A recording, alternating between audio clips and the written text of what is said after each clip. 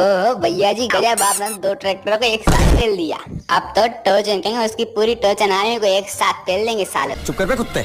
हाँ साले भोसड़ी के, हम तो यहाँ चूतिया बैठे हैं, तुम आओगे और पेल जाओगे। अबे ओ, औकात में रह के बात कर, तेरे जैसे को एक साथ पेलता हूँ, तेरी औकात है? अब तू गया बेटा, अब तू गया, देख तेरी औकात मैं दिखाता हूँ तुझे। अरे सुल्तान, ये कौन है साला? ये तो आधे गांव के ट्रैक्टर को पेल रहा है। क्यों हिला डाला ना?